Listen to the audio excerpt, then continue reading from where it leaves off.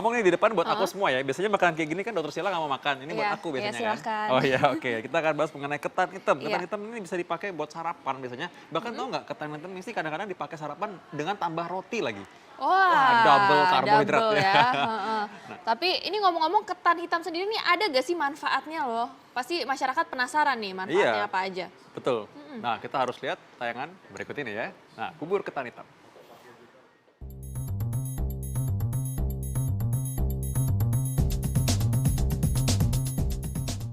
Kudapan hangat, manis, sedikit gurih seperti bubur ketan hitam paling tepat disantap sebagai hidangan penutup.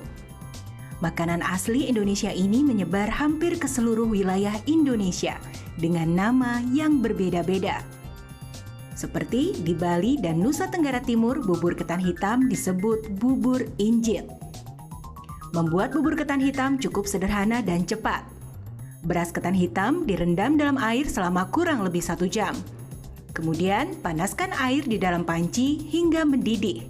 Lalu rebuslah beras ketan hingga terlihat lunak seperti bubur.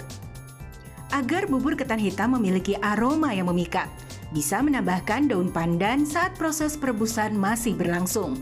Dan jangan lupa menambahkan gula agar ada rasa manis dari bubur ketan hitam. Bubur yang sudah matang akan lengket dan berwarna hitam pekat. Bubur ketan hitam disajikan dengan santan kelapa kental yang akan memberikan rasa gurih.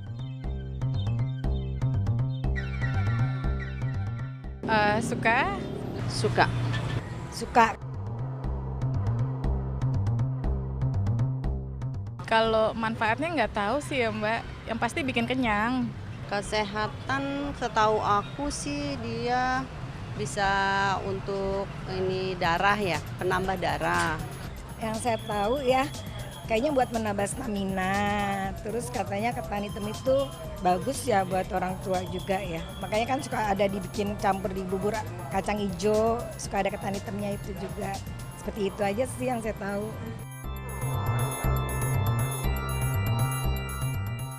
Paling sakit mah ya Mbak, asam lambungnya meningkat, itu aja sih taunya.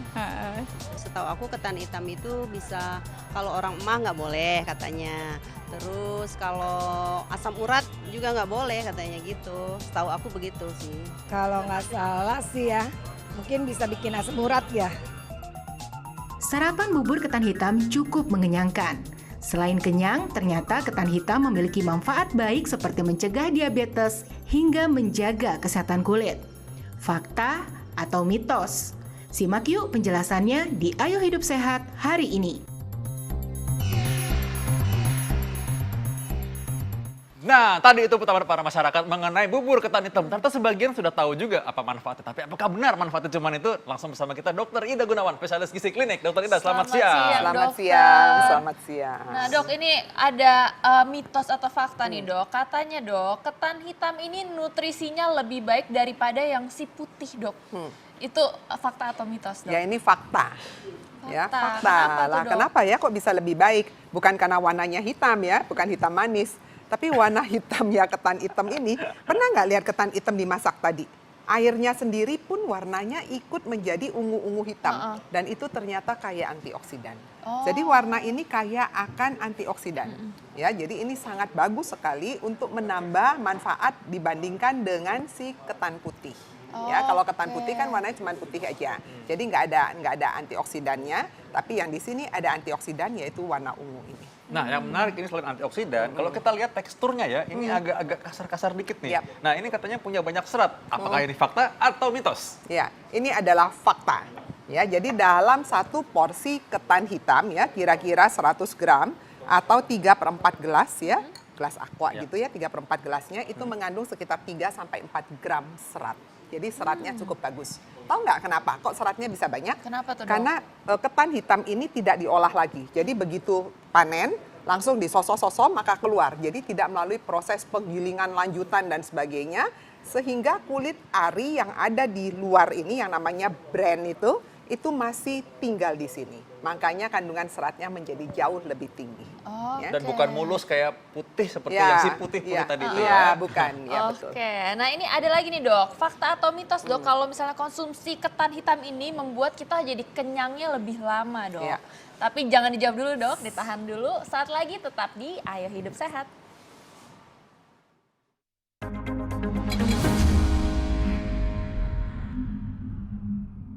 Nah, kecil hitam lucu itulah ketan hitam. Nah, ternyata tapi dok tadi caranya tadi lihat ya caranya ada yang digeprek bumbunya tapi ketika Iya. direbus nih ketan hitamnya tuh airnya keluar juga hitam-hitam. Nah, Betul. itu sebenarnya manfaatnya ikut keluar juga kan? Iya, ikut. Jadi gini, yang paling sering dilakukan adalah ketan hitam ini kan agak keras ya, Iya. karena seratnya juga masih banyak. Jadi biasanya direndam dulu malam sebelumnya. Tujuannya supaya melembekkan. Tadi dengar nggak untuk melembutkan. Iya. Dan yang sering terjadi air bekas rendamannya ini dibuang. Oh, sayang banget berarti Sayang ya. banget. Padahal di situ banyak sekali warnanya menjadi agak ungu-ungu hitam Iya. dan itu kaya antioksidan antosianin ya. Wah. Jadi harusnya caranya bekas ini dicuci sebentar, Iya. kemudian direndam boleh, tapi air rendaman itu besok pagi sekalian dibuat masak. Jadi Oh, direbusnya pakai air oke. rendaman itu ya, sehingga Nah. antosianinnya tetap dapat antioksidannya. Oke Ya. dok, ini balik lagi nih dok ke mitos atau fakta tadi dok. Katanya ketan hitam ini bisa membuat kita kenyang jadi lebih lama Ya. dok. Itu fakta atau mitos? Ini adalah fakta. Nah, kenapa? Karena dia kan kaya akan serat yang tadi saya katakan ya. Dan dia kaya akan amilosa dan amilopektin. Jadi amilosa itu adalah bentuk dari cabang-cabang karbohidrat yang bercabang. Akibatnya, pada waktu kita makan, tubuh kita akan membutuhkan waktu lebih lama untuk memotong dia menjadi bentuk yang lebih sederhana. Akibatnya Oke. menimbulkan rasa kenyang yang lebih lama di dalam perut kita. Dia dikasih banyak kerjaan jadi. Iya, dikasih kerjaan. Tapi Karena kalau dia di- bercabang-cabang kan. Tapi kalau ditambah lagi kayak tadi dokter Vito katanya ditambah santan dan Iya. ditambah roti ya. Emang aku bilang Itu gitu ya? gimana? Gimana tuh dok? Iya, masalahnya gini, ketan ini adalah karbohidrat. Heeh. Jadi kalau dikasih roti lagi artinya double karbohidrat. Jadi kalau mau makan ketan ini harus dihitung betul-betul ya karbohidratnya. Apalagi kalau sekali makan satu porsi, jangan hanya sebagai snack. Kalau snack itu ada ukurannya. Ya, kalau dia sebagai porsi yang besar, maka dia bisa digunakan sebagai pengganti nasi. Ya, Oke. supaya tidak double karbohidrat. Nah, oke, ini ngomong soal karbohidrat nih sebelum ke mata atau mitos berikutnya ya. Ini dibandingkan dengan beras merah yang top sebagai Iya, pengganti nasi. iya. Ini gimana nih? Ini ketan ini jarang dipakai orang sebagai pengganti nasi untuk ketan dengan lauk-lauknya Oh yang iya, hampir nggak sih. jarang, Nggak ya, mungkin jarang ya, Dok. sekali. Dengan Nggak dengan mungkin, dengan ya. mangga mungkin bisa ya. Iya, iya oke. betul. Tapi Iya. itu juga ketan putih Iya. ya. Ah. Yang sering orang pakai adalah ketan ini sebagai snack. Ya, jadi bukan pengganti nasi. Nah, kalau dibandingkan dengan nasi, tentunya masing-masing punya manfaatnya. Kenapa manfaatnya? Yang pertama, kalau dari warna bagus dia. Kalau dari indeks glikemik juga bagus ketan. Oh. Tapi bagusnya dia ini juga punya kejelekan. Apa tuh, Dok? Kejelekannya tadi udah disebutkan ya, orang awam sudah tahu. Dia Sakit sering, mah ya, suka bikin pencernaan kita nggak enak. Nah, langsung Nah. makanya langsung foto tempat berikutnya. Berarti kalau orang dengan ini sakit mah tidak baik makan ketan hitam, ini fakta atau mitos artinya Ya, fakta ya. fakta ya. Oke. Jadi kalau ada sakit mah memang sebaiknya jangan berlebihan. Makan secukupnya. Loh kok bisa? Karena tadi saya bilang dia punya rantai-rantai cabang Iya. untuk amilosa. Dia butuh waktu lebih lama kerjanya dan itu suka menimbulkan rasa seperti kembung Iya. ya, rasa nggak nyaman di perut ya. Oke.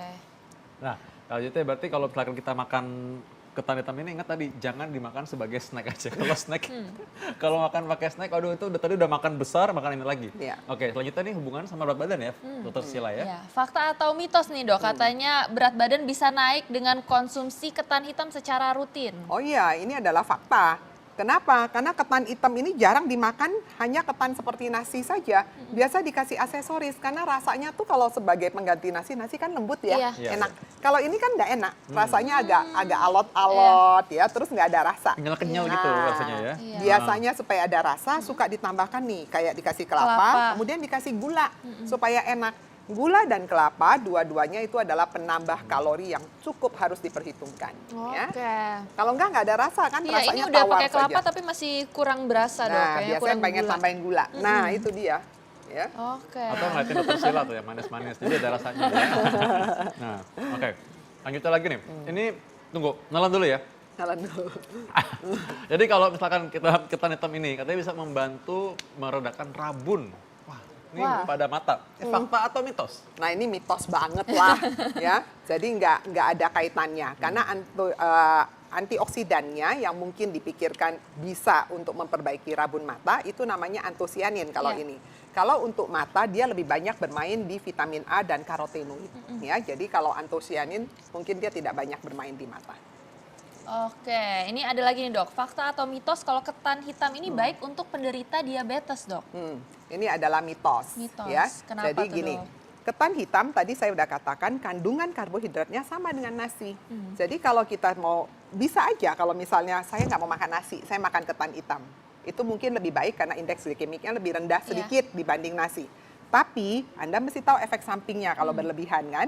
Kalau saya tetap menganjurkan pasien kembali ke nasi, tapi pilihlah nasi yang brown rice atau yang hitam. Ada nasi hitam, bukan ketan hitam, supaya tidak ada komplikasi dari gangguan pencernaan tadi ya. Jadi kalau untuk penyandang diabetes, yang terbaik adalah tambahkan lebih banyak serat di dalam nasi yang kita makan. Ketan boleh nggak? Boleh, tapi hanya sebagai snack. Cuman hati-hati dengan gula simplexnya. Kalau kayak gini masih boleh dok, ini kan nggak pakai Ya, gula, boleh. terus cuma pakai kelapa. Boleh, jadi Oke. hanya snack itu paling nanti dihitung ya kebutuhannya berapa, paling banyak cuma 1 atau 2 potong, jangan Oke. lebih. Nah, ini ada satu lagi yang menarik nih. Selain tadi soal diabetes ya, ada penyakit yang paling sering juga dikeluhkan itu adalah kurang darah. Jadi kalau orang anemia katanya makan ketan hitam ini bagus. Nih fakta atau mitos? Mitos, ya. Orang selalu bilang bagus-bagus karena warnanya merah, dipikirnya dipikirnya buat darah gitu ya, Iya, padahal tidak ada kaitannya. Kalau nggak ada untuk kaitannya. anemia, kita butuh namanya zat besi. Iya. Kandungan zat besi di sini ini kecil sekali. Justru dia banyaknya adalah fosfor, Iya. dan mangan, dan selenium. Nah, itu 3 itu banyak sekali berperan untuk kekuatan tulang biasanya. Tapi jumlahnya harus berapa yang jadi masalah? Kan tadi saya katakan bahwa ini sering digunakan sebagai snack. Nah, kalau sebagai snack kan pasti tidak akan mencukupi kebutuhannya dengan kandungan yang cuma sebegini ya. Oke, ini berarti nyambung ke mitos atau fakta kita Ya. nih dok. Katanya ketan hitam ini baik untuk tulang dok. Berarti fakta atau mitos? Nah, ini adalah mitos ya. Memang kandungannya kaya akan fosfor, mangan, dan selenium.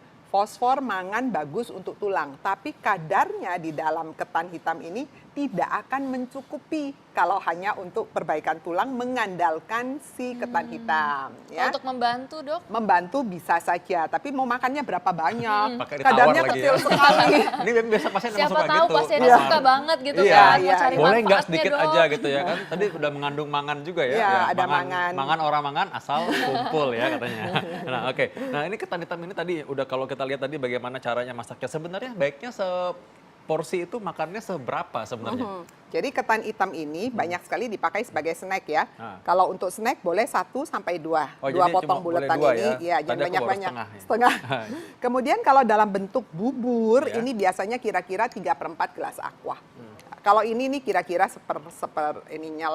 separuhnya lah ya. Ya. Jangan segini banyaknya. Ya. Ini kan penuh sekali. Ya. Kira-kira setengahnya untuk snack ya. Jadi jangan berlebihan. Nah kalau untuk sarapan pagi apa cukup tuh energi buat segitu ya? Kalau cuma Ya. makan 2 sama atau cuma makan setengahnya aja ini? Ya, ini cukup loh. Kalau Cukup ya? setengah ini cukup sebagai pengganti nasi, kan Ya. di dalamnya sudah ada gula dan sudah ada santan. Ya. Tapi menjadi diet yang kurang seimbang. Iya. Karena kan isinya hanya karbohidrat dengan lemak sedikit dan karbohidratnya lebih banyak juga yang simplex yang kadar gulanya tinggi. Proteinnya kecil sekali, tidak terlalu Oke. banyak ya. Nah ini mitos atau fakta terakhir nih dok. Katanya ketan hitam ini menjadi sumber energi yang baik untuk tubuh dok. Fakta Ya, atau mitos? ini adalah fakta.